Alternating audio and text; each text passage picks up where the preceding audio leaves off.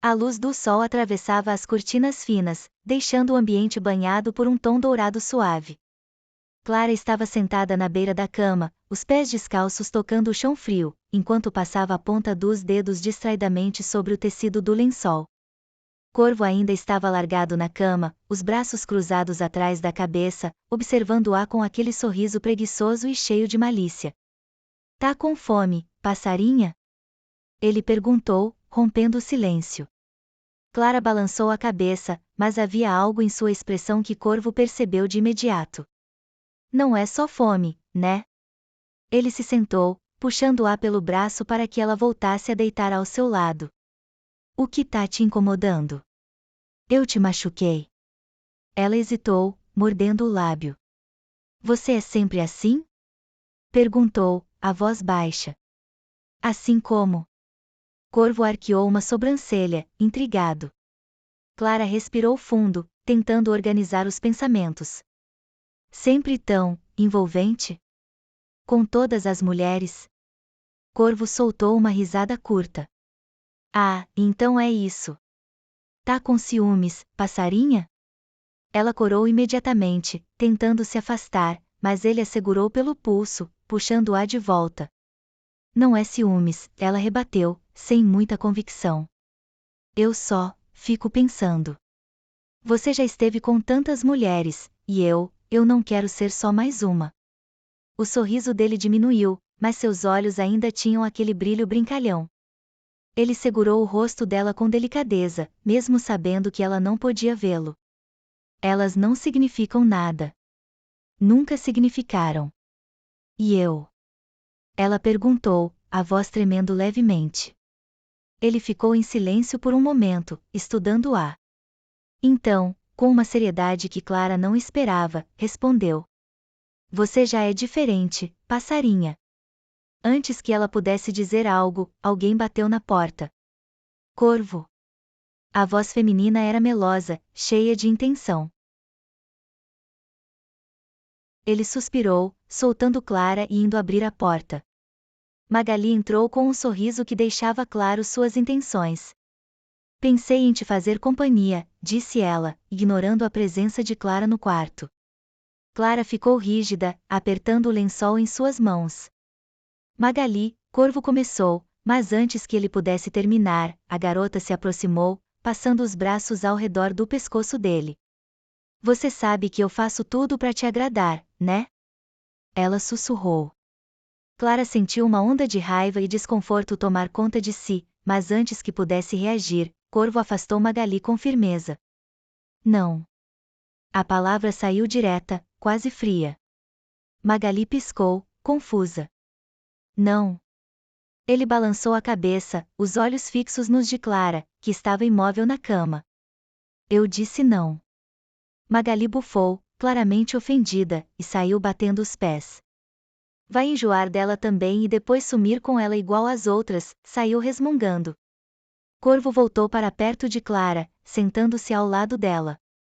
Clara estava experimentando os ciúmes pela primeira vez. Então perguntou. Você já ficou muitas vezes com ela? Sim, respondeu ele com sinceridade. E com as outras você também já ficou? Sim. Eu vivo num bordel, Clara, é quase impossível isso não acontecer. E eu? Vai me tratar assim também? Não, você é diferente. Você agora é minha mulher. Clara ainda estava processando o que havia acontecido. Por quê? Ela perguntou, a voz carregada de dúvida. Ele sorriu de lado, inclinando-se para beijar a testa dela. Porque eu só quero você. Clara sentiu o peito se aquecer com as palavras, embora ainda houvesse uma parte de si que hesitava em acreditar completamente. Então, prova. Corvo arqueou uma sobrancelha, o sorriso voltando. Provar? Tá me desafiando, passarinha? Ela mordeu o lábio, mas assentiu. Ele riu, jogando-se na cama ao lado dela. Eu já tô mudando por sua causa, sabia? Clara franziu o senho. É mesmo? É, e isso me assusta um pouco. Mas sabe de uma coisa? Ele segurou a mão dela, entrelaçando seus dedos. Assustador ou não, eu tô gostando. Agora vem pra cá, hoje você não sai dessa cama. Você não cansa nunca? Disse, rindo. Não com você, te quero desde o dia que eu te ajudei a trocar de roupa, quase fiquei maluco. Minha vontade foi te pegar ali mesmo, mas eu não queria te machucar. Eu estava com muito medo, disse ela. Eu sei, por isso eu não insisti. Mas eu já tava pra enlouquecer, disse gargalhando. Clara sorriu. Seu bobo. É verdade, mas eu não te tocaria sem você pedir, disse isso beijando suavemente seus lábios. Vamos tomar um banho?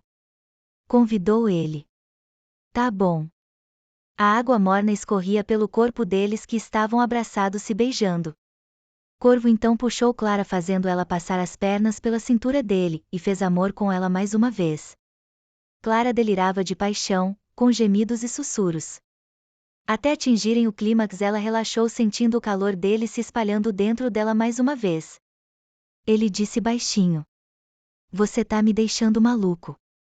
Ela sorriu e o beijou. Agora vou pedir pra Judite trazer comida pra gente. Ou vamos morrer de fraqueza de tanto fazer amor. Clara riu tímida. Após saírem do banho ele ligou pra Judite. O que você quer, Corvo? Traz comida aqui no meu quarto, ele pediu, a voz mais suave agora, mas com o mesmo tom imponente de sempre. Judite entrou em seguida, trazendo um prato bem preparado suficiente para os dois. Corvo a observou enquanto ela colocava a comida na mesa ao lado da cama e saia com um sorriso discreto. Experimenta isso aqui, passarinha. Ele disse, com uma voz suave, enquanto pegava um pedaço da comida com o garfo. Tá uma delícia. Realmente está bom, ela disse, com um sorriso tímido. Corvo observou a reação dela com um brilho no olhar. Fico feliz que tenha gostado. Quero te dar tudo o que você merece, ele respondeu, seu tom suave, mas com uma intensidade que ela não podia ignorar. Você é muito cuidadoso comigo, ela disse. Ele deu uma risada suave, tocando suavemente o rosto dela. Eu só faço isso porque você é minha, passarinha. E vou cuidar de você sempre. O som suave do couro sendo ajustado ecoava pela sala enquanto o Corvo se preparava. Clara estava sentada na cama, seus sentidos atentos ao movimento ao redor, já acostumada ao jeito de Corvo se vestir. Ela sentia a mudança na atmosfera, o momento da despedida iminente. Corvo pegou a jaqueta preta no armário, vestindo-a com a precisão de sempre. Ela podia ouvir o som das roupas sendo ajustadas, o zíper sendo fechado. Quando ele terminou, ela ouviu o som de seus passos se aproximando, sentindo sua presença ao lado dela. Ele se inclinou levemente, colocando uma das mãos suavemente em seu ombro. Clara sentiu o toque e, instintivamente, sorriu, mas seu coração estava apertado, ciente de que ele logo teria que ir.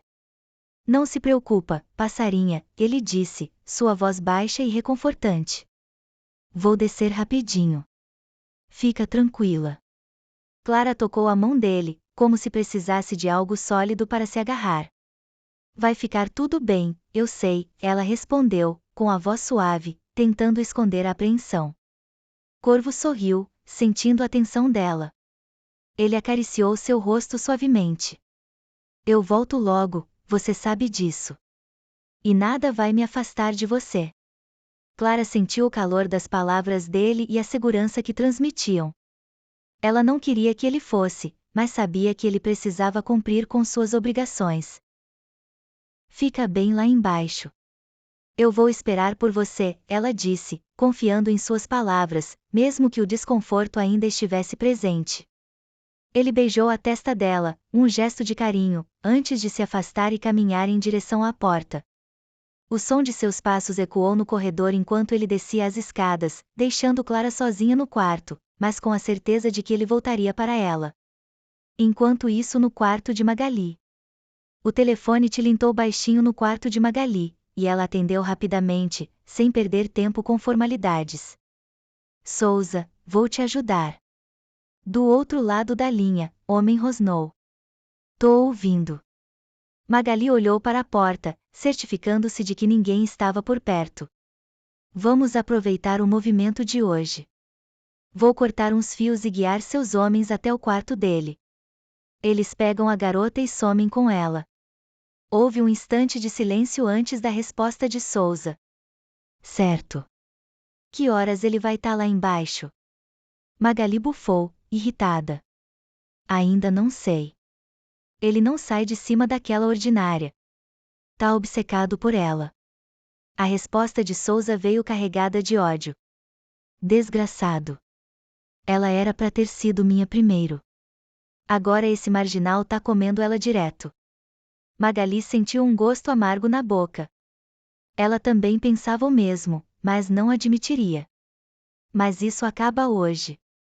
Sua voz saiu fria. Ela desligou o telefone e pegou uma tesoura de costura, enfiando-a no bolso. Era hora de agir. Corvo estava no centro do salão, rodeado pelas mulheres que se aproximavam dele, tentando atrair sua atenção. Algumas o olhavam com interesse, outras com desejo. O clima estava quente, e a movimentação no bordel era intensa. Mas Corvo estava distante, seus olhos fixos em um único ponto, Clara. Mesmo rodeado por aquelas mulheres, sua mente estava com ela.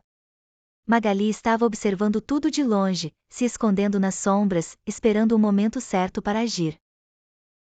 Ela já sabia que Corvo estava distraído, o que tornava ainda mais fácil colocar o plano em ação. Com um sorriso maquiavélico, ela se afastou da mesa onde estava sentada e foi até um canto mais reservado do bordel. Ali, ela pegou o telefone e discou o número de Souza, ansiosa para confirmar que tudo estava pronto. Tá na hora, disse ela, com um tom de calma que contrastava com a tensão que sentia por dentro. O movimento tá alto, e Corvo está lá embaixo, com as mulheres ao redor dele. Agora é o momento certo. Do outro lado, a voz de Souza respondeu, impaciente, mas com um tom de aprovação. Você tem certeza? Souza perguntou, já sabendo que ela estava prestes a colocar o plano em ação. Se você falhar, Magali. Não vou falhar, Souza, ela interrompeu, com um tom firme. Eu sei exatamente o que fazer. Agora vou cortar os fios e deixar tudo escuro. Depois, vou guiar seus homens até o quarto de Corvo. Ele não vai nem perceber. Vamos pegar Clara. Com um movimento rápido, ela desligou o telefone e se dirigiu para o painel de luzes. Magali havia se preparado para isso com antecedência. Ela sabia onde estavam os interruptores, sabia exatamente onde cortar os fios para que o bordel ficasse no escuro. Com um canivete afiado, ela começou a cortar os fios que alimentavam as luzes principais. Em poucos segundos, uma tensão carregada tomou conta do ambiente. O barulho dos risos e conversas foi interrompido pela queda de energia. As luzes começaram a piscar e, então, se apagaram completamente. O bordel inteiro mergulhou na escuridão. Corvo olhou ao redor, sentindo a mudança no ambiente. As mulheres que estavam ao seu redor começaram a se agitar, tentando entender o que estava acontecendo. Mas Corvo não estava mais prestando atenção nelas. Ele sentia uma leve tensão na atmosfera, algo não estava certo.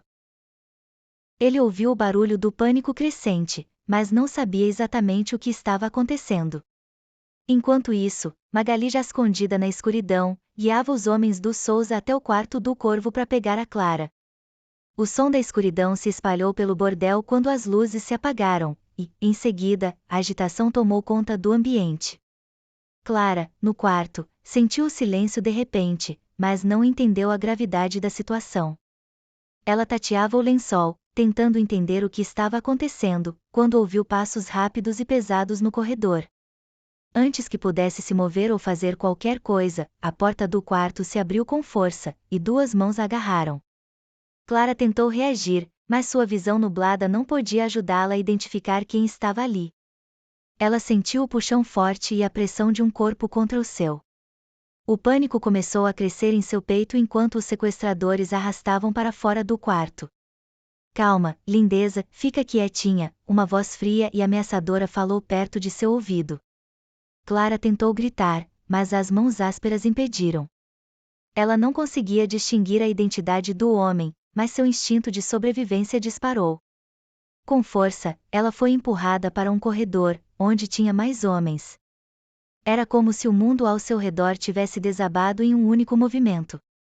Quando chegaram à porta do bordel, Clara foi jogada no banco traseiro de um carro, e a porta foi batida com força.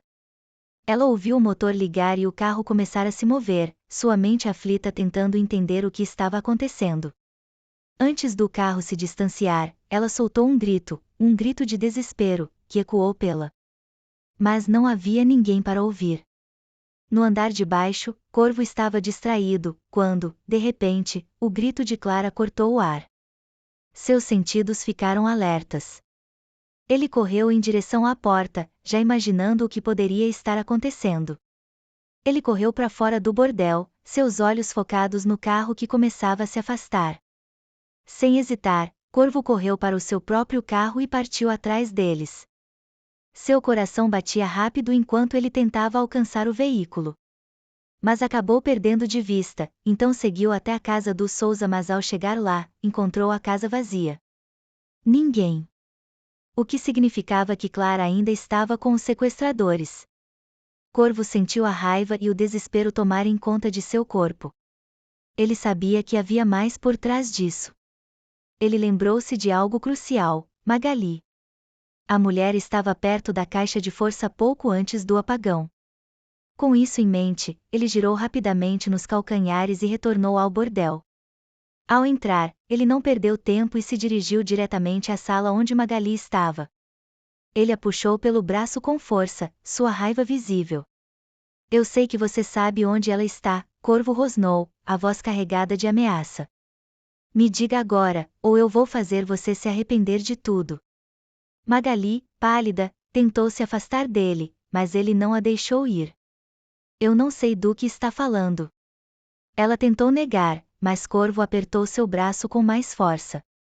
Você estava perto da caixa de força. Eu vi você. Ele gritou, apertando seu pescoço. Onde Souza levou Clara? Magali tremia, e a expressão de desespero em seu rosto era visível. Com um suspiro resignado, ela cedeu à pressão. Para um casebre abandonado, na saída da cidade, ela finalmente disse, a voz falha. Corvo a soltou abruptamente, seu rosto se contorcendo com raiva. Ele sabia que precisava ir rápido. Você vai ficar aqui, Judite, tranca ela no meu quarto, ele disse, antes de virar as costas e sair, correndo para reunir seus homens e seguir até o local indicado. Corvo estava furioso. O grito de Clara ainda ecoava em sua mente enquanto ele acelerava o carro, tentando alcançar os sequestradores. Cada curva e cada movimento parecia mais uma eternidade. Seus homens estavam atrás dele, prontos para ajudar, mas ele sabia que era ele quem deveria estar à frente, quem deveria salvar Clara. Chegando ao casebre abandonado, Corvo estacionou seu carro a alguns metros de distância, sem fazer barulho. Ele sentiu a tensão em seu corpo, como se cada passo que desse fosse crucial para o destino de Clara.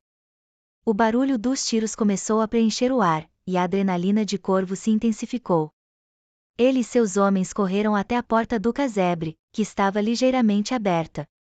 Sem hesitar, Corvo entrou com sua arma em punho, observando rapidamente os arredores. A luz era fraca, mas ele logo ouviu os gritos abafados de Clara vindo do fundo do local.